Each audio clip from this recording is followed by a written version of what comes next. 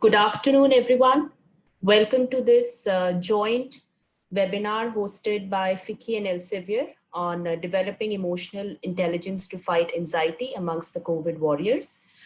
We are just waiting for a couple of minutes to allow everyone to join, and we'll get started in 2-3 minutes.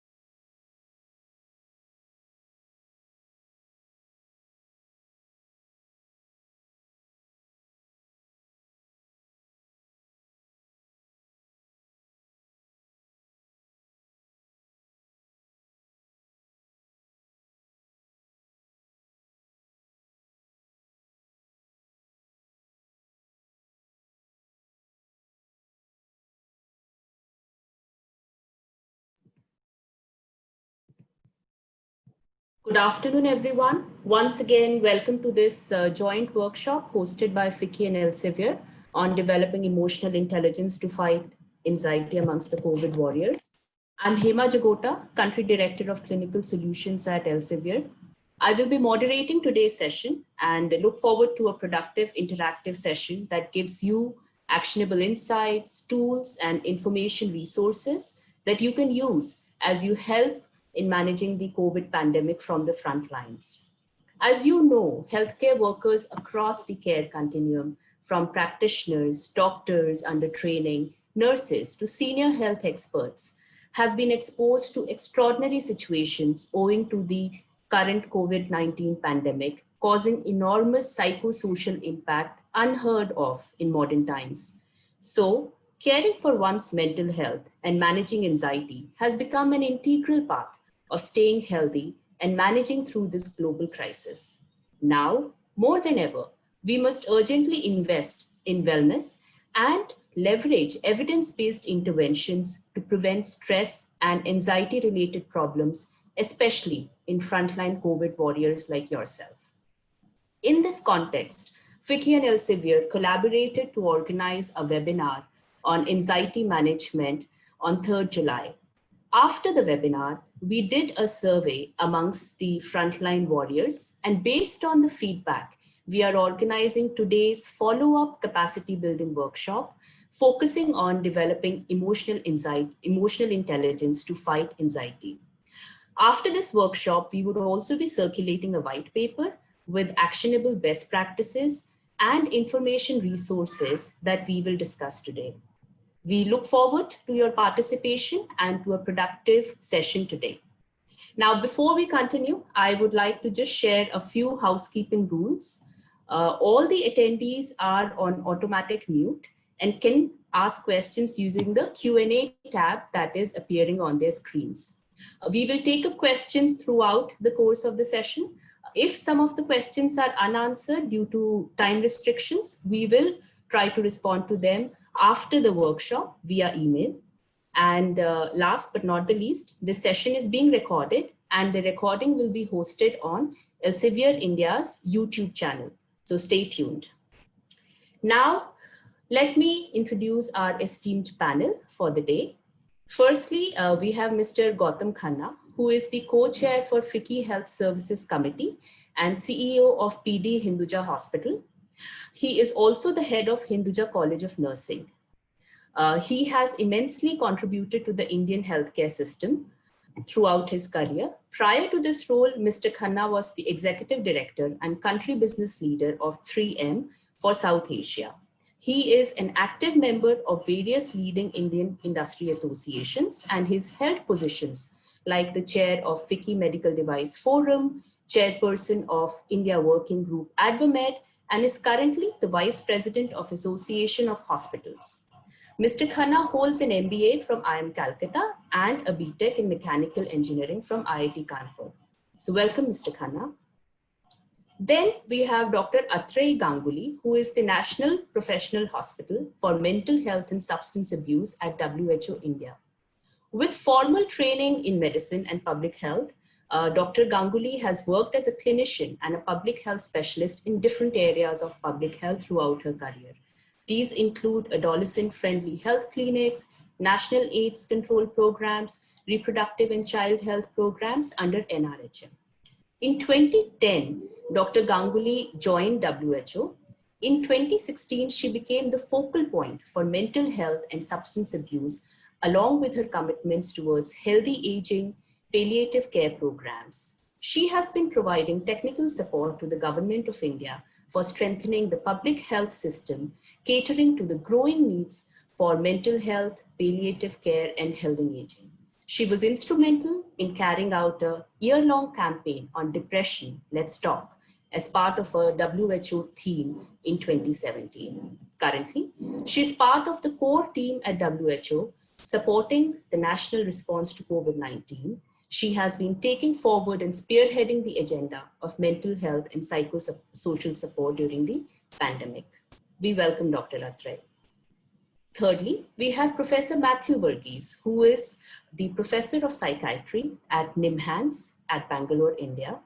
Dr. Varghese did his training in medicine at the St. John's Medical College, and he specialized in psychiatry. Since then, he has been a faculty at the Department of Psychiatry in NIMHANS for over 3 decades. His work at NIMHANS over the last 30 years involves clinical services, postgraduate teaching, research, and currently he's heading the adult unit, geriatric clinic and the services, and family psychiatry center at the department. Dr. Verghese's areas of interest are psychogeriatrics, family psychiatry, and rehabilitation.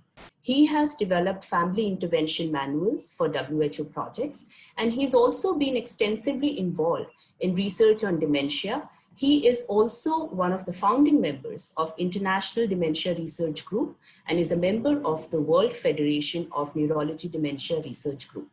We welcome you to the panel, sir. Lastly, we have Dr. M. Manjula, who is a professor in the Behavioral Medicine Unit at Department of Clinical Psychology in NIMHANS. Dr. Manjula completed her MPhil in 1999 and PhD in clinical psychology. She specializes in cognitive behavior therapies and is involved in providing clinical services, teaching, training, and guiding research. Her areas of specialization include mood, anxiety, and personality disorders, community-based interventions for youth, process research in CBT, and third wave therapies. We welcome you to the panel, Dr. Manjula. So as you can see, we have a very strong panel. So without further ado, let's begin with the workshop. And I am just going to go ahead and share my screen, and then we would just have a quick context setting about the flow for today's workshop. Okay. So moving on, as I mentioned earlier, today's workshop actually has live real-time cases faced by healthcare workers during the ongoing pandemic. And we have tried to identify case studies that cover the care continuum, that cover the different types of practitioners, so ranging from residents to medical officers to nurses. And we will go through these case studies. As we go through each case, the panelists will talk about the possible solutions, the interventions, and the tools that are available to tackle similar situations. We will have a round of Q&A after each case study, and we look forward to an interactive and productive discussion. So without further ado, let's dig into the first case. I would now like to invite Mr. Khanna to read the first case and get the discussion started. Thank you, Hema. And we have a very esteemed group of panelists, as Hema has just mentioned to all of you. So this is in relation to the session we had earlier when we talked about the importance of mental health and reduction of anxiety. And she talked about that we got a feedback. So these cases are, they are real time, she mentioned, and they could be relevant in any part of the country and sometimes maybe across the world.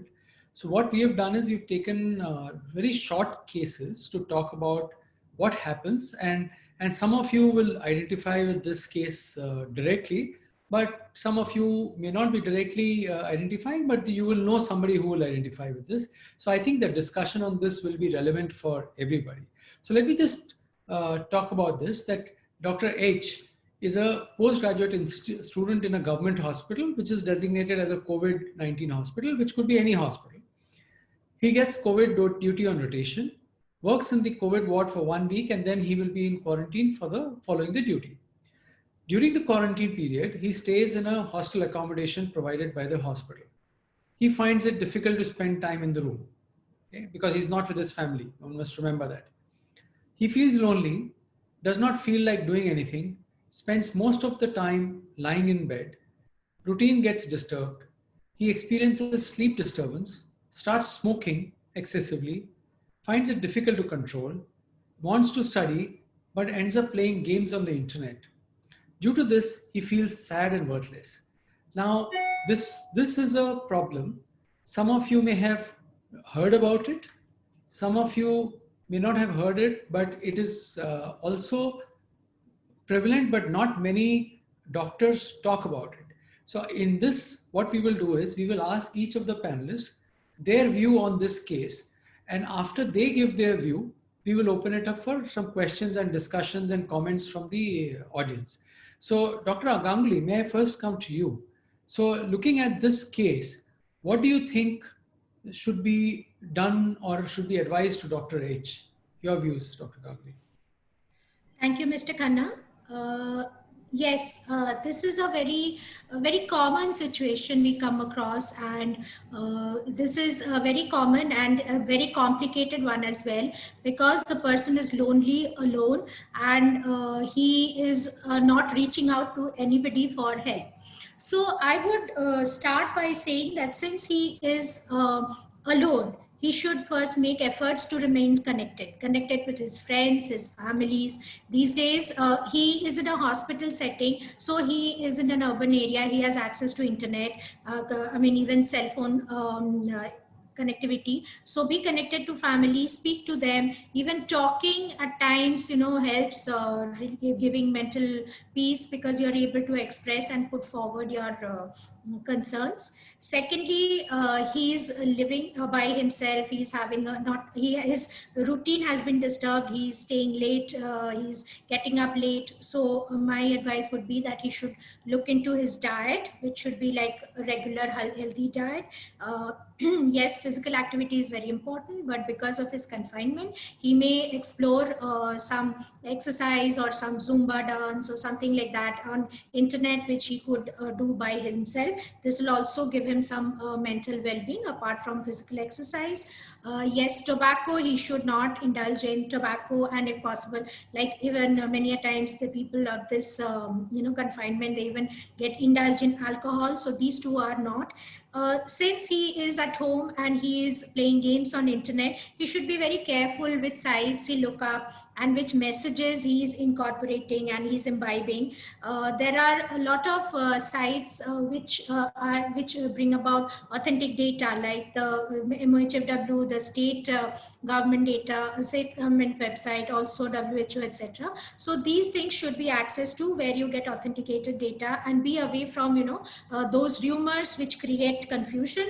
And lastly, I would say, yes, it is not a very good time for me to say that pursue some hobby online, but one should, because he's himself is a doctor, and he has been given the charge of a COVID-19 hospital, so he has a lot of responsibilities. He has to keep himself fit. So in this time, he can pursue some hobbies, some online classes, which are productive. So these are few tips from my end. Over to you, Mr. Khanna. Dr. Ganguly, thank you for mentioning this. So what the sense I got from what you mentioned is that he needs to focus on his health, focus on mental health, what messages he's getting. So go into authenticated sites and pursue some hobby. But the message which I got from here is that this person should be self-responsible to take charge of his own self and do things appropriately in this time. Otherwise, things will go out of hand. Thank you, Dr. Ganguly, for that. So, Dr. Manjula, what is your view on this, please, if you can? Yeah, thank you, Mr. Khanna. I think Dr. Atri has summarized the self-care and self-management strategies that he should be doing. But sometimes what happens is that people find it difficult, to completely take charge of their own health, and then when there is no external triggers or motivation. So that is what happens when somebody is in quarantine. So you are all alone, and it becomes difficult for you to manage yourself. So I think like when this kind of a situation happens, people experience a lot of boredom, that they are not able to get happiness in doing any of these things. So it is very important that he has to take help from others. Like maybe like he can have some kind of an external control. So he can actually ask his family members to remind him, like, whether he is following a schedule. So first thing is to have a schedule, but then if he is finding it difficult to follow it, then maybe like he can, he can take help from family members and friends, or people who are staying in the same hostel, maybe to check on each other. That is the colleagues or the buddies that are there, who are there in the hostel. And I think at the organization level also, like whoever goes into quarantine, so they should be provided with somebody who is senior, who can check on them regularly on a daily basis and see like whether they are involving in all these tasks, and whether they can have a regular program of some physical activity, and then reading, and that following that schedule and checking on them. And specifically, I want to talk about the the craving, that tobacco also, like, he has been smoking excessively. So he can actually use certain strategies to reduce the smoking. So one of the techniques that is found to be helpful is that,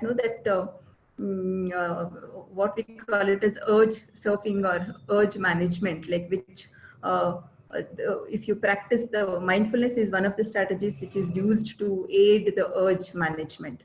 So to observe how your urge increases, the craving increases, and then it gradually comes down to, if you postpone and if you tolerate that urge, then it will come down by itself. So training in mindfulness, and there are a lot of videos and that and audios that are available for practicing mindfulness. So that is something which can be useful in managing his the craving for the smoking. Yeah, thank you. Thank you, Dr. Manjula. And I really appreciate your point when you said take help. And I think the point our audience should take away from here is that there is no harm in asking for help. Asking for help is not bad at all. So I think that is a very clear message which you have given, Dr. Manjula. And second thing is about this urge management. I mean, I did not know this word, but I think the urge management is a very strong word which explains everything. And I think if people can master that, I think it's a very great message. I'd just like to add one thing, that what we have done from the hospital point of view in circumstances like this.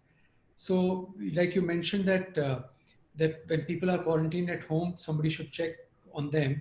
So we've had all the people who've been quarantined at home, the healthcare workers, we have made it a point that every day somebody calls from our HR office and the department, and they just talk to them for whatever, 5 minutes, 10 minutes, just talk to them. And I think that really helps and keeps everybody connected. So I think very, very valid points. So Dr. Varghese, if I can come to you on your perspective now, would you please like to share your thoughts?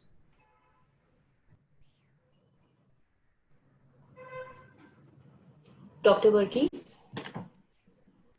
Hello. Yes, we can hear you. Can you hear me? Yeah, Speak I'm up. having some problem connecting on the desktop.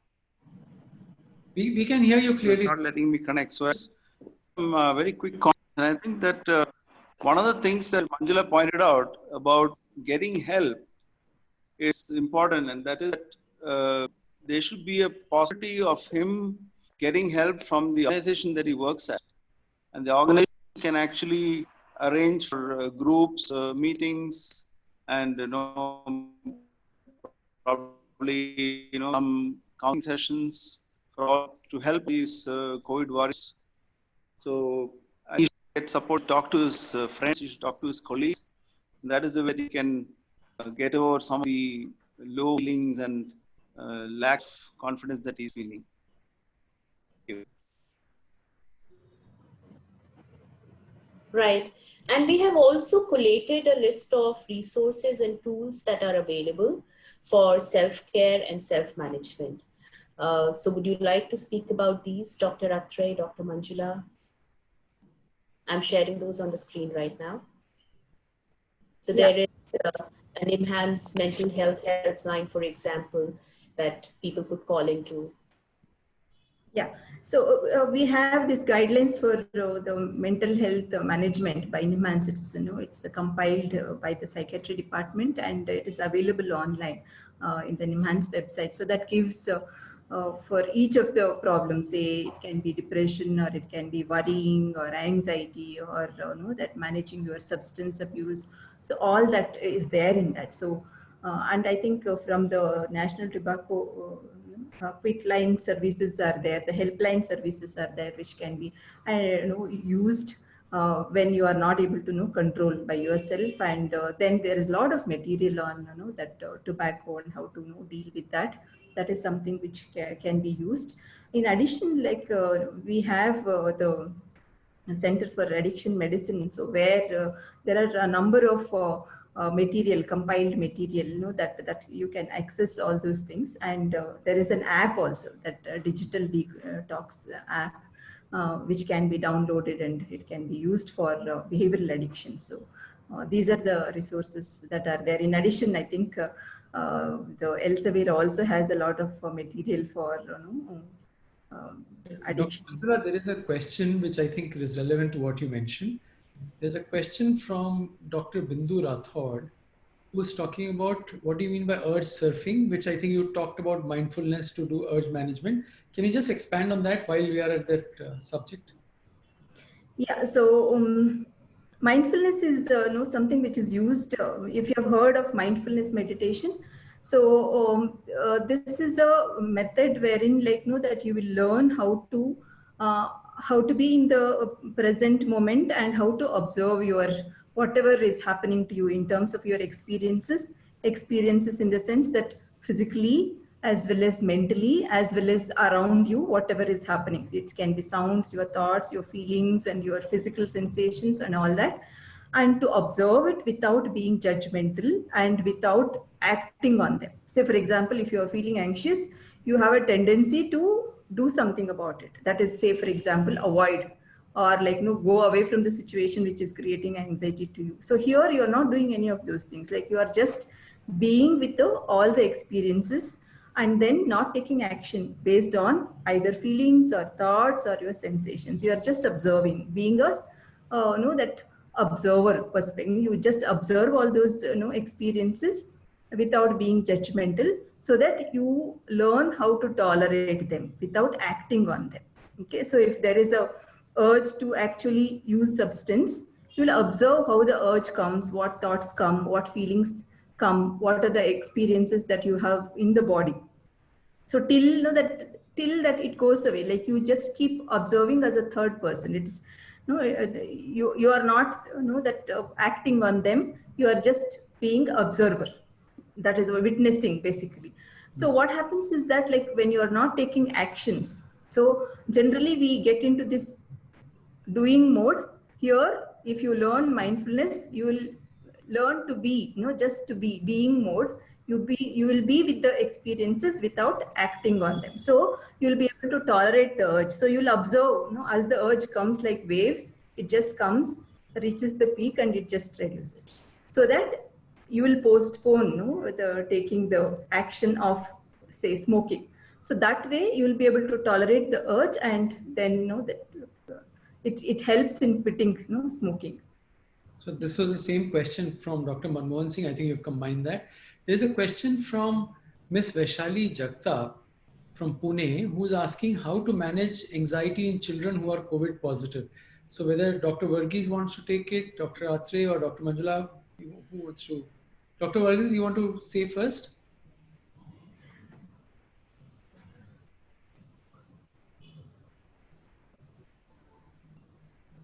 I think he's not connected. He could be having technical issues. Dr. Atre, would you like to want to take it?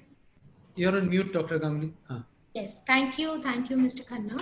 Yes, children with COVID positive, definitely it's of concern. It's concern both for the children themselves and much more for the parents. Also, these children, because it's very difficult to keep them in isolation or quarantine. There is a chance of spreading it to other family members. Definitely this is, but then, at the back of the mind, especially for the parents, we need to make them understand that COVID is, it's easier said than done, but COVID is not a very serious disorder, and if there is no associated comorbidities. So if we are able to impress on the parents on this will help some, have some mental peace for the parents. Also, with children, we need to actually engage them in some productive activity during this period, so that they are mentally quite relaxed. At the same time, they are able to spend the time fruitfully. And also exercise, healthy diet, these remain unsaid, that we really need to take care of these. So these are few things from my end. Over to you, Mr. Khanna. Thank you, Dr. Ganguly. And I think there is a comment from Mr. Madhwani, Mr. Kishore Madhwani, where he's talking about that you should pursue your passion when this doctor is off duty for 7 days, which is perfect. He can learn new online courses. I think Dr. Manjula mentioned about that. Make a daily exercise routine. That was what Dr. Ganguly talked about. And spirituality is important. Absolutely. I think Dr. Kishore, what points you mentioned, I think they're absolutely correct. The panelists have already mentioned that. And I can tell you that in our hospital, we have a program which is called Sampark, which is combination of physical exercise, mental, emotional, and spiritual. So there are all activities related to each part of for an individual. And so it's a very holistic thing. So thank you for raising this point, and I think we've answered that. So Hema, I think we have just keeping a track on the time. I think we are Right. just about okay for time. And if you are okay, and if there are no other questions, we can quickly move on to the second case. Absolutely, absolutely. I think we've had a good start with the first case. So now let's talk about the second case study for the day. So second case study. So this is something about when the organization, there is a disconnect between the organization, what they are offering, and there is anxiousness in the employee. So Dr. M is a medical officer in the organization. And he's the only doctor who works in the medical center. So he has a lot of responsibility. And he has to see all the patients who come to the center. So after COVID-19, he has asked his organization to provide the facilities to follow the protocols while treating the patients. However, the administration has not provided some of the things. So now he thinks that they are not serious about it. And he feels anxious to see patients because people who may not have COVID, but they have cold, fever, or cough, which are symptoms, he's worried all the time.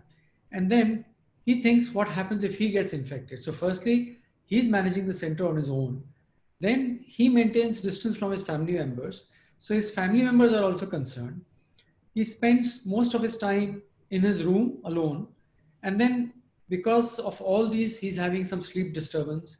He has some anxiety symptoms, palpitations, he has some sweating, restless, fear of getting infected, and the apprehension that is he going to spread infection to his family members at home. So this is a very real fear.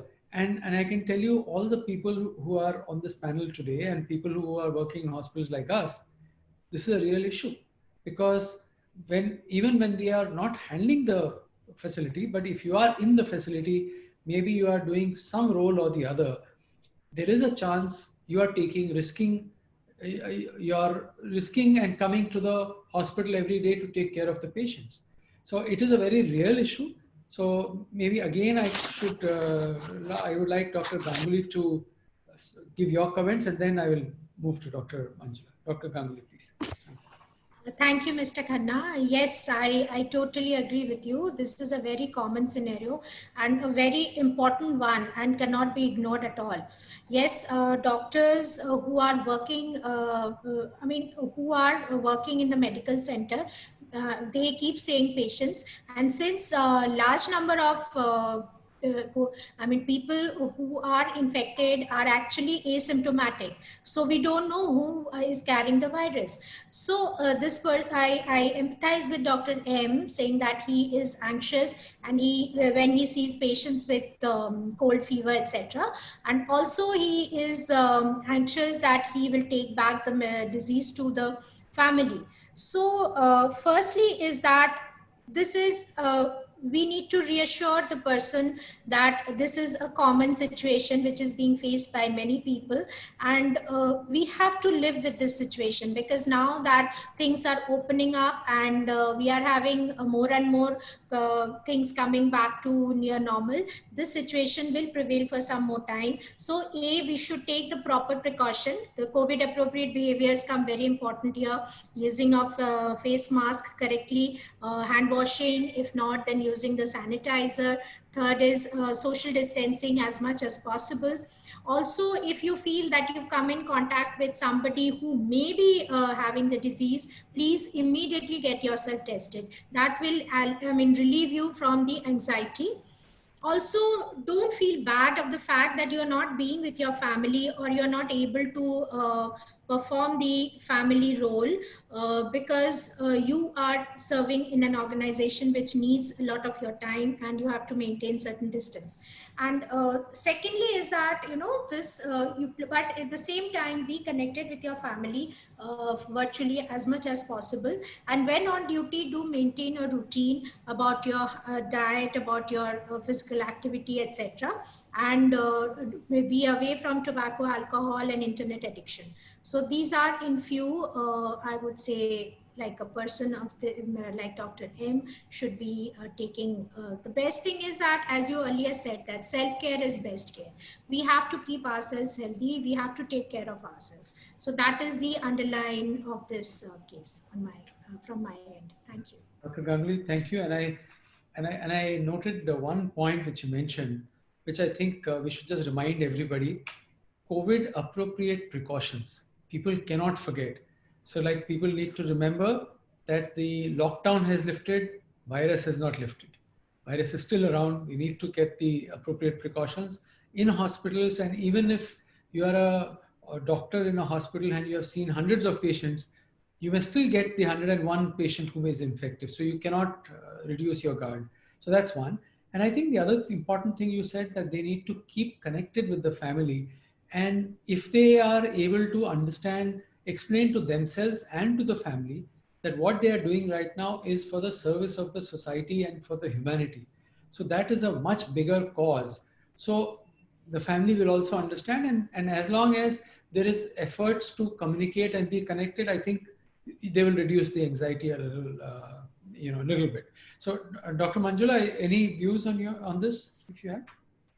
Yeah, like both of you pointed out, I think that worry and uncertainty is something which is, I think most of us are experiencing, and the general public as well as the healthcare professionals, and all the more it is in the healthcare professionals.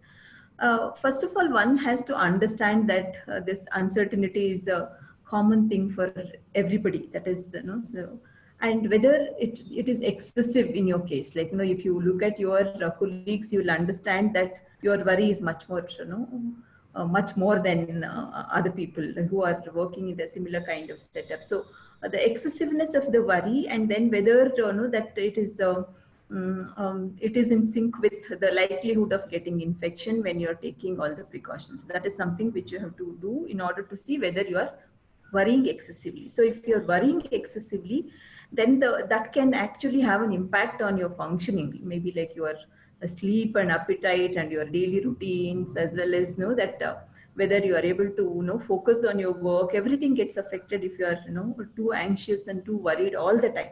So people who tend to worry excessively, they also experience physical symptoms, say for palpitations or all these anxiety symptoms also they experience. So if somebody is experiencing anxiety symptoms, it is better to do some relaxation strategies which can actually reduce their anxiety level, say physical anxiety symptoms as well as the cognitive anxiety symptoms, in the sense that the negative thoughts that you have, like people when they're anxious, they will have all the thoughts which are related to the danger, what is going to happen, like what if I I contract this infection, what if something happens to my family members, all negative thoughts will be there. So by doing relaxation methods, so one can use deep muscle relaxation or mindfulness meditation, so any method, or yoga, brief yoga practices, any of these can help you, whichever suits. That is something which people can practice, whatever is suitable for them. So it is not no hard and fast rules that you have to follow only one particular method of relaxation. In addition, I think that worry management is also another important aspect here, that that you will not have any control over your worry at all. The whole day that you will be having all these negative thoughts, anxious thoughts basically. So it is better to know there are some strategies which can be used specifically to address worry. That is, we call it as worry postponement, and that worry time. This is something which is found to be useful. Or like, this is a part of our cognitive behavior therapies, where there is something called as worry postponement. So you give a specific time for your worry, like say I will worry between 4:30 and 5, something like that. So you push all your worry so that when the time comes, you will not be able to worry on the same thing. Okay, so just to not pay attention to the worry is something which is very important. And also look at whether it is beneficial to worry. Is it going to help if you keep worrying about things, because you don't have control over what will happen tomorrow or how the scenario will be. So it is very important to tolerate uncertainties. So uncertainty is something which is a common thing in the current context. So tolerating uncertainty is very, very important here. And if you're not able to tolerate at all, if you're finding it difficult to manage your anxieties, I think it is the best way is to call helplines which are designated for mental health difficulties, and then seek help. So maybe they'll be able to help you to manage your worries and anxiety. Thank you. Thank you, Dr. Manjula. And I noted down when you talked about definitely about precautions, worry management. The only question I have for you, and I mean, just for us to think, that we all know that we need to have the ability to tolerate the uncertainty. The problem is no one knows how to handle it successfully. We all know that we need to do it. It's just that in real life, how do we do it is the challenge, which I think you have already talked about some solutions. The one point I wanted to make here before I go to Dr. Verghese is that, one of the things which Dr. M should also do, which is not mentioned here, he should also write down his concerns, that what are the safety concerns he's thinking, and send them to administration and say why this is required, so that there is a clear communication and clear understanding why things need to be done. Because sometimes the other side may not even know what is required and for what. So the seriousness should also be explained. I think that's also one point. So Dr. Verghese, would you like to share your thoughts on this, on what Dr. M should do? Yes. So this is a scenario I think many of us who are working in the clinical area have faced. I've had secretaries who are positive, attenders who are positive. I've had colleagues who have turned positive. My own maidservant in the house was positive. So I used to wonder in the last 6 months, every time I got a sore throat or a cold, am I COVID positive? Of course, in all these situations, I was not a high risk. So in the situation of Dr. M, where he's working with, he's only doctor working in that place, and he might be meeting people who are COVID positive. Obviously, everybody who is seeing is not COVID positive.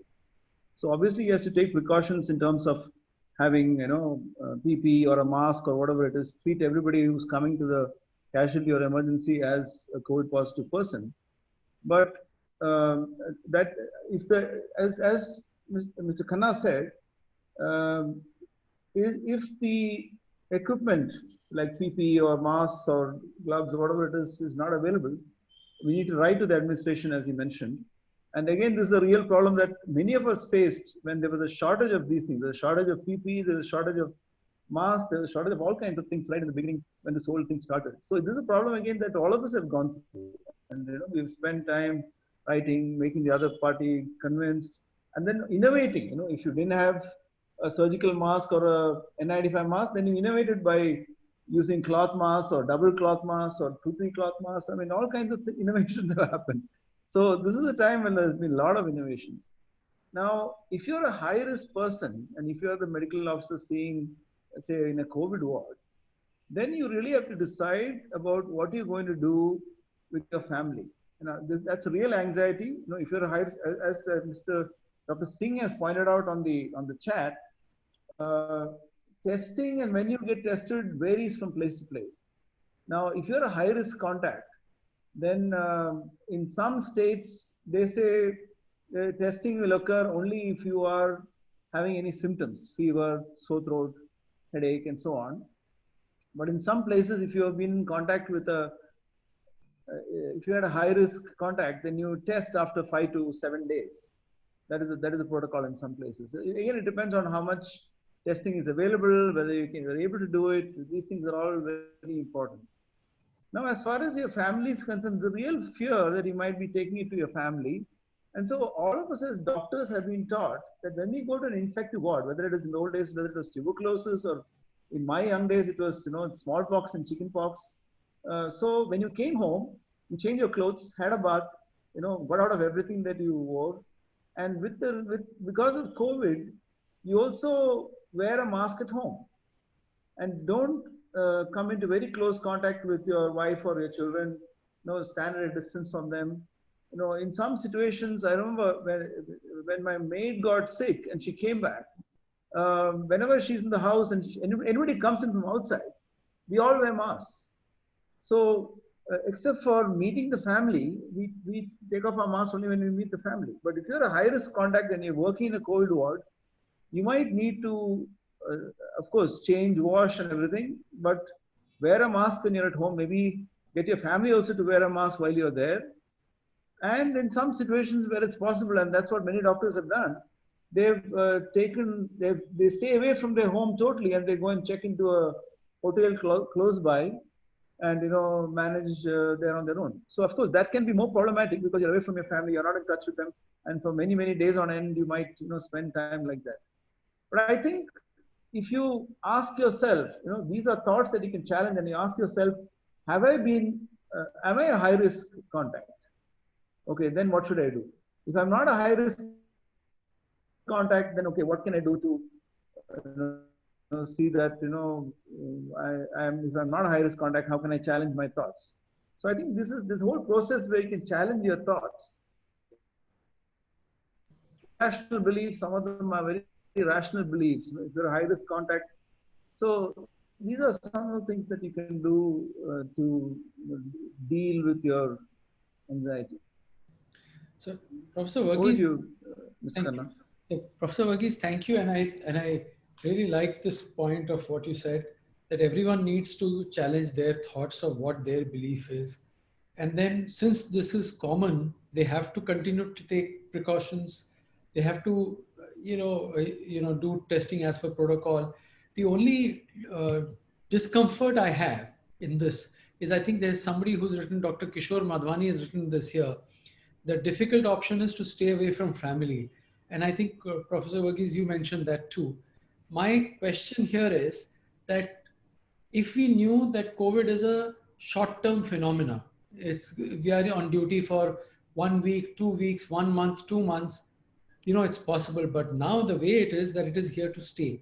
So I think we will have to figure out a different way, because we cannot expect the doctors to stay away from their family for 1 year, 2 years. I don't know how long this COVID is going to last. So that is something to be thought through with adequate precautions. And the other comment here, somebody has mentioned, I think Dr. Manmohan Singh mentioned that. You already talked about that. Okay, I think we've got the comments. There is some comment from Dr. Mehta, but I think that is specific to me about some course, and I will talk to, I think Dr. Mehta, you may want to write to Elsevier directly and they will forward it to me, whatever your recommendation is. So there is a question here from Mr. Kant. He's talking about what is the kind of treatment available for managing anxiety issues. So can we see in the next slide? Yes.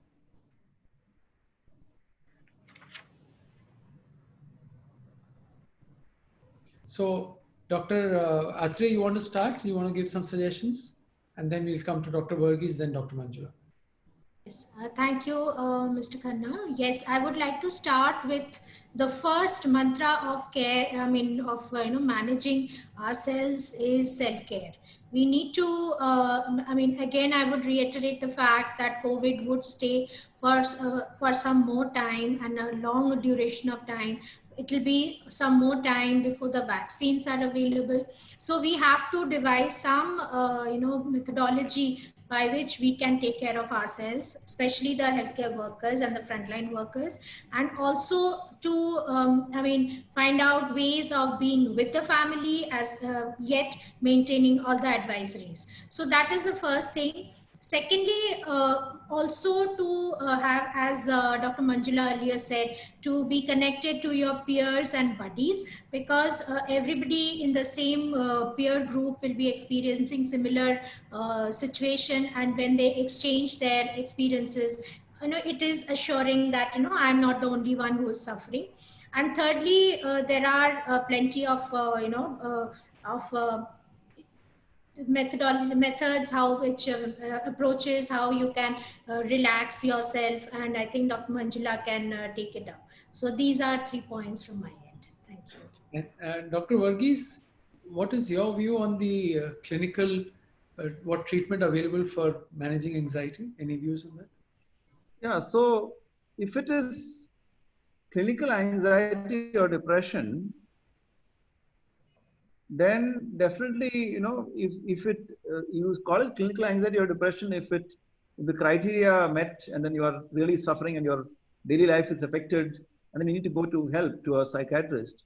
And then there is treatment, either counseling or medication is available, and this can be taken for a short time as long as the person is depressed or anxious. So I think there is treatment available for that. But I just want to, before I pass on to Dr. Manjula, I want to just answer a question that somebody's asked in the chat, and how a nurse working in a non-COVID ward who's not getting adequate supplies and also PP should handle her anxiety. So, if it's a non-COVID ward, and you're certain that patients are being tested before they come in, and you're working in a non-COVID ward, it is really not recommended that you have PP. You can at best have OT scrubs, which you can change once you go out of the ward. You can have a regular mask. You don't have to have a N95 mask. You can have a surgical mask or a cloth mask. And of course, you can follow all the procedures of keeping the patient's beds at a distance, keeping yourself at a distance, and then washing and desanitizing, sanitizing every time you leave the ward. So, and somebody has written whether Dr. M can refuse to see a patient till proper PP is provided. In some places, we know that there's been, people have gone on strike and they refused to go to work. But I don't know whether that's really possible for everybody everywhere. Many times the junior most doctors are made to work because they can't really refuse to work. So if you don't have the actual equipment, you have to make do with whatever you can get. In our case, we've had residents and faculty buying our own masks, buying our own equipment, buying our own shields, buying our own, making do with some plastic sort of clothing as PPE. So we've had all kinds of situations like that. So, Dr. Manjula, you have a view on this? This is regarding managing anxiety. Yes, please. Yeah. So I think first of all, one has to identify what is the trigger for the anxiety. Like, when do you get anxious? Is it when you're seeing cases, or is it that generally it is there all the time? So what are the triggers for anxiety and what are the fears? So I think most of these can be addressed by that educating yourself and knowing the facts about the COVID and all that, the knowledge about the COVID itself would answer some of these fears. And but then if it is excessive, you will have to look at what are the thoughts, what are the fears that the person has. So if that is not helped by this information, then I think one has to look at whether they need to seek help. And another thing is, I have already mentioned, the relaxation methods that one can use to actually reduce the arousal, physiological arousal when a person is anxious. So that helps in the reduction of arousal as well as the negative thoughts, the anxious thoughts basically. So looking at the content of the anxiety, if something which can be addressed by problem solving, say for example, what are the safety measures, or there are certain supplies which are not there. So how do you problem solve and what are the things that can be done? So that is problem solving. Secondly, if it is not exactly related to the problem, if it is only related to anticipated problems, say for example, what if this happens, what if that happens? So I was talking about uncertainty management. So tolerating uncertainties, because you will not have answers to all the questions. Some of the questions can be answered, maybe you can find solutions through problem solving, but some of the questions you will not have answers, so you'll have to tolerate them. So that is one of the strategy which has to be used. And see what is your style of coping, whether you are avoiding or you are facing the situation, or you problem solving, or you are just worrying without doing anything about it. So look at the style and see whether if you are avoiding, I think you'll have to see whether you have to apply problem solving strategies there, and see what are the solutions that can be arrived at, and and whether you can take help from people in order to address some of those issues. So those are the things which needs to be looked at. So if you're not able to manage your anxiety, you need to seek help. So this is my suggestion. Yeah. Thank you, Dr. Manjula. So I have two comments. One is what you're telling is what is coming out is that everyone needs to do a lot of introspection on what their style is, how to manage the anxiety. So they need to think, and then like Dr. Ganguly mentioned and Dr. Varghese mentioned, they have to be responsible, they have to take precautions. So I think it is, the COVID is pinning a lot of responsibility on the individual. I mean, that's what I'm sensing. The other comment I have is a question related to the nurse working in non-COVID ward, which Professor Varghese answered. I just wanted to add to that from a hospital point of view. What we have done is that we have done the risk assessment in each area of the hospital. So there are some areas of the hospital which are exposed to COVID positive, some are COVID suspect, some are non-COVID, some are only diagnostic, some are OPD, some are only, let's say, cashier. So there are different areas in the hospital. So based on the risk assessment, the level of PPE is defined. So it is not that everybody needs a full hazmat suit. What you need in a COVID ward, you don't need in the, in the OPD. So as long as this is defined and it is clearly communicated, I think the question from Vaishali about that nurse in the non-COVID ward and casualty, it will be addressed, because like how we have done is we have stuck that this zone, this is the defined PPE. So as long as you are adhering to that PPE level required, it is adequate to reduce anxiety. You don't need to go into the full hazmat. So that's one. And let me see if there are any questions. So I think Atul Kadam has said, as many of us are having hypochondria, how to deal with through behavioral changes. Dr. Manjula, can I come to you on that directly? Yeah, so I think I was talking about avoidance and then reassurance seeking, and that looking for information that will confirm your fears again and again. These are all the characteristics of like people who are worried about their own health. So I think you will have to cut down on all those behaviors. Like if you are avoiding, certain things because of the fear, so you have to cut down that. And then if you're reassurance seeking and checking the information again and again to see whether you have some symptoms or whether there is something to fear. So I think you will have to cut down the information that will confirm your fears. So that is because you tend to, when we are anxious, we tend to pick on only those information that will confirm our fears. So looking at any information on health and illness and the symptoms and all that, I think one has to cut down on that. And know that some people go on getting investigated again and again. So I think that behavior also would maintain their fears, because they start doubting whether this test result is correct or no, and then they go on doing it again and again. So all those behaviors should be cut down, and you'll have to actually learn some relaxation methods and to be with the thoughts. Like whenever you get these thoughts, not to give a lot of importance to them and to carry on with your activities. So this is something which would help. So before we move on to the next case, I just want to read a comment from Dr. Manmohan Singh. I think it's very relevant. Uncertainty is the essence of life, from an atom to universe. We have to learn to live with it. So I think he's very well. So I think, Seema, we are, as we move from time constraints, I think it's appropriate to move to the third case, if it's okay with all of you. Absolutely. I'm just going to move to the next case. Apologies, I'm having some technical issues. I'm just going to stop sharing.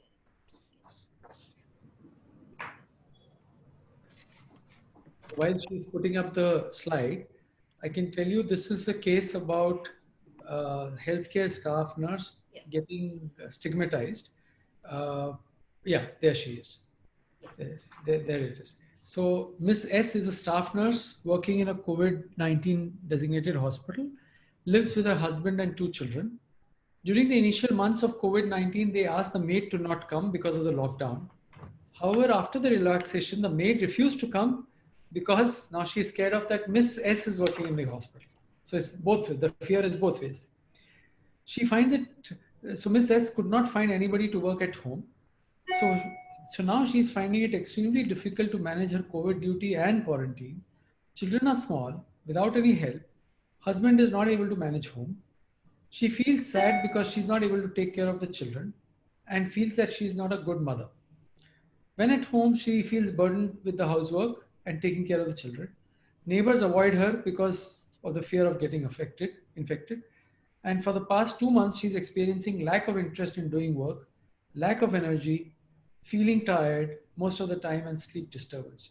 So I think this is something which many of us have seen with many of our staff and some of us also, that this is also a very, very real issue. And because of this, our healthcare workers get demotivated and all these experiences come. So in this case, can I come first to Dr. Manjula, then come to the others? Dr. Manjula, first with you. Yeah, so I think that she's having some symptoms of depression. So like that mainly stemming from the fact that she has to multitask, and then that there are a lot of responsibilities, and she seems to be a person who takes on a lot of responsibility on herself. That that if I'm not taking care of the children, then I'm not a good mother, and then so like that she tends to feel responsible for everything. Everything should go all right, and she's responsible. The first thing is that that she has to understand that her situation is very difficult, and that it is normal to experience stress when somebody has to do multiple things at a time. But there is no need for her to feel guilty, because she's doing her best. That is what has to be emphasized here. That she's managing house and work, and she's doing a good job. That is something which has to be appreciated. And she's committed to both. She's committed to both her work and the family. So that is something which needs to be appreciated. And I think she has to look at, again, like I would say that she has to see how can she solve the problem. Like what are the ways that she can solve the problem, whether the husband can take on more responsibilities, or that she can take care of take help from the neighbors or the relatives, how the things can be arranged. Problem solving is something which is required here, like how she can manage both the things when she's not around at home. And see, like if she can keep in touch with people, so that that the stigma of being a healthcare professional is reduced. Say whether if she can keep in touch with the neighbors and update them as to what is happening, and how they can help the family, maybe like bringing certain things or something like that, that she can keep in touch with them. And being not too critical of herself is very important. Like if she continues to be critical of herself, she will get into depression. So that is not going to be helpful. So she has to be self-compassionate. She has to accept that she's doing her best, and that is fair enough. So I think that self acceptance and self approval, and being self-compassionate, these are the things which are important. And she has to keep in touch with the children often, because like when she leaves away from the children, she may be worrying about the children. So she can actually keep in touch with them online, and then guide them what to do and how they can take on small responsibilities, and how to help the father, how to take care of themselves. So these are the things that she can do. Yeah, so I think that is something, the main important thing is that she should not feel guilty. She should feel happy about what she's doing. So thank you, Dr. Manjula. That's a good message. Dr. Ganguly, you have any views before we move to Dr. Varghese? Yeah, thank you. Thank you, Mr. Khanna. Yes, the stigma and discrimination around COVID is a real concern. And this makes the person feel even more guilty, because the nurse is already feeling that she's not doing her duties as a mother. And with this stigma piling on, she feels that she may be a source of infection for her children. Here I would say, the neighbors need to understand, and where this is where the local administration would come in being, because you see, the local administration has an anti-stigma campaign, and they try to share, disseminate knowledge about the actual knowledge of on COVID-19. The stigma and discrimination is because people do not have the clear picture of how COVID spreads. So it is very important to have this local administration playing this role of spreading the actual message of COVID appropriate behaviors. And with COVID appropriate behaviors, when the neighbors understand, then they are helpful to the family and to Miss S. Also, I would say that these days we have a lot of available CCTV cameras which she may install at her home, and she may be connected to her children when she's away from work. So making use of technology is very important, and this is the time when we are using it to the maximum. So these are few points from my end. Thank you. Thank you, Dr. Ganguly. Dr. Varghese, your views, please. Yeah, so stigma is something that is really very real. In the old days, we all know that the stigma, if somebody had tuberculosis, somebody had leprosy, then for many years we felt, there's some neighbor who's got mental illness, somebody who was crazy, then you felt that person is, going to, attack you or do something. And in much more recent times, the stigma about HIV. So the way to conquer stigma is to really educate people. And as Dr. Atri pointed out, there are different levels of education. So one is that there is a public level of education in the sense that the local authorities, the government, and other people do various things about it through newspapers, through the various podcasts that are put out, various things on the net.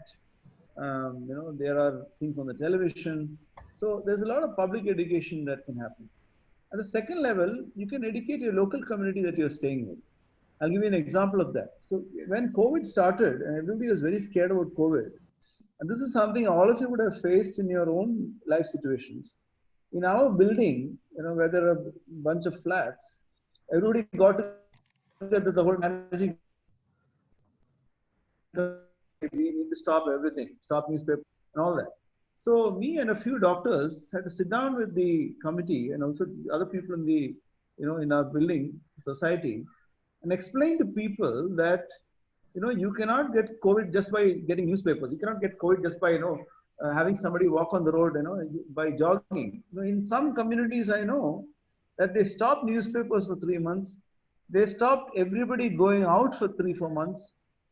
Especially the elders. The elders are all stuck in their houses. They couldn't go out. So I was able, me and a few doctors in my community, we were able to convince the other residents that we needed exercise, we needed to go out, we needed to screen people, new people who came inside. We needed to get provisions, milk, newspaper, and all these things. And we taught people how to sanitize things. So I think that's very important to teach a local community what to do. And then with your own family and with your neighbors, there have been instances when the doctor came back and then, his wife didn't let him inside. You see reports in the newspapers about how the doctor came back from duty, after a month, and then, his wife said, no, you can't come inside because you are COVID, you could be COVID positive. So at every level, you can actually give education to challenge the beliefs that people have. So once you're able to engage them in a dialogue and help them to discuss and deal with their fears, I think stigma will go away. We fear people because we don't know what's going to happen. We fear a person who's mentally because we think that they're going to hit you, they're going to kill you, they're going to do something, they're going to be violent. We fear a tuberculosis patient because we think that if you talk to the person, you get tuberculosis, and so on. So if you know the facts, then you can conquer the stigma and fear. And these educative strategies can be adopted at 3 different levels. That's what I have to say at this point in time. Thank you, Dr. Varghese. And so your point of education at different levels, and Dr. Ganguly's point of using technology, and also she talked about education from local admin. And of course, Dr. Manjula talked about, I think very important, she talked about that everyone needs to be self-compassionate. So need to not be critical of own self, otherwise problems will start. So I think very, very valid point. And Dr. Varghese, like you mentioned, it is also our own responsibility and all the healthcare people who are on this meeting today to educate their neighbors and their community on what can happen. And we've all done that in some form or the other. I think we need to continue to do that. So I think now we are seeing some tools here. So can we have some comments from you, Dr. Ganguly, and then Dr. Manjula and Dr. Varghese later on the tools on how do we handle this? Thank you, Mr. Khanna. Yes, I totally agree. You know, stigma is something which has been there throughout, be it tuberculosis, be it HIV. And we have been like HIV earlier, they were stigmatized so much. Now we see lesser degree of stigma. How did it happen? It is because of the awareness created in the society. So I totally agree with you know, apart from the tools to be applied on the person themselves to control their anxiety, I would also say here the use of relevant, accessing information from, you know, authenticated sources are very important. This gives you the proper picture, what things are. Also, I would say that as the WHO says, you know, test, treat, and test, track, and treat. So it is very important. If you even feel that you have come in contact with somebody which and you made test positive, please go ahead and test. There is no harm in testing, because once you test, you know that you are you know your status. You can tell your neighbors accordingly, and this builds in trust in the society. So these are the 2 points I would like to highlight. Thank you. Dr. Manjula, your view? Yeah, like in addition to addressing stigma, I think for stigma, the Ministry of Health and Family Welfare, and then that the guidelines by the NIMHANS itself has the certain steps to be taken to address the stigma. In addition to that, I would like to emphasize on managing depression. So I think in her, like if this person has depressive symptoms, like she can actually access videos that are there in the NIMHANS website on managing depression. So that is also another useful source of information. Thank you. Dr. Varghese, you want to add a few things on this?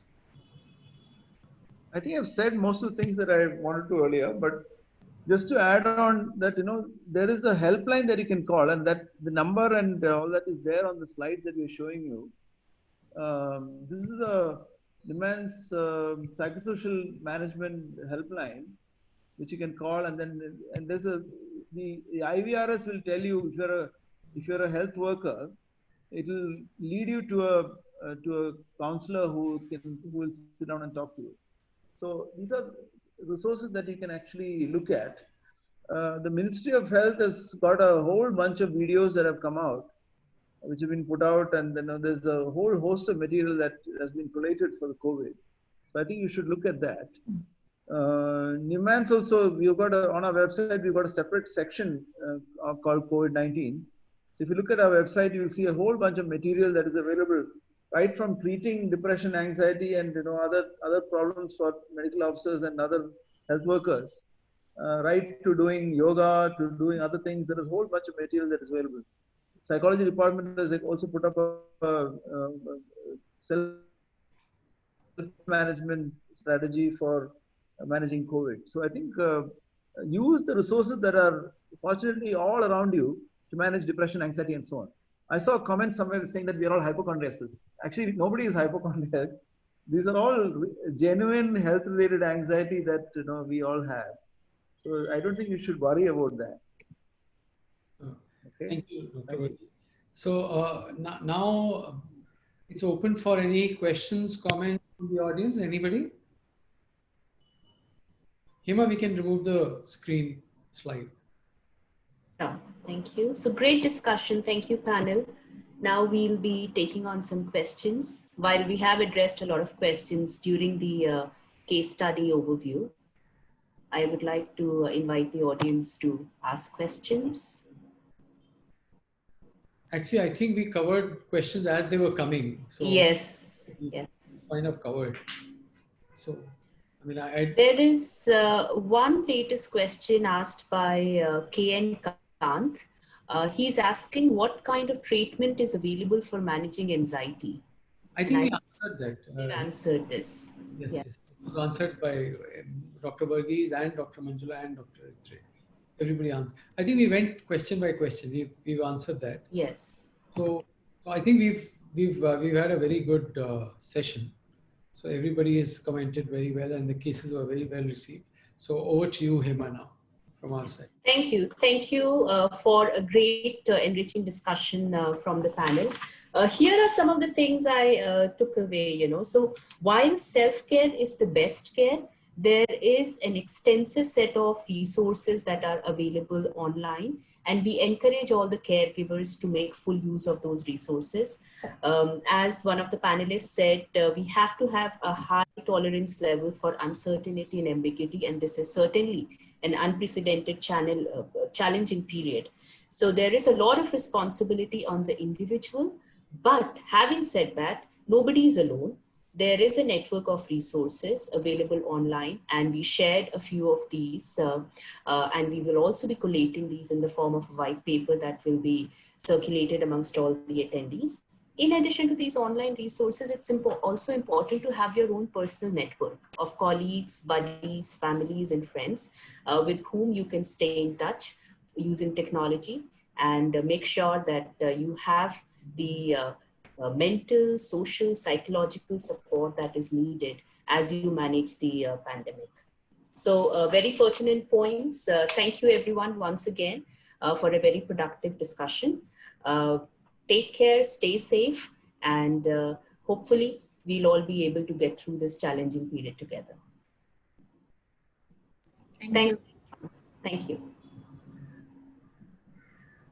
Thank you, Elsevier. Thank you, Vicky. Thank you, Mr. Gautam, and my co-panelists, Atre and Manjula. Thank you, everybody. Thank you, everybody. Thank you, sir. Thank you, Mr. Gautam. Very nice comparing. Thank you.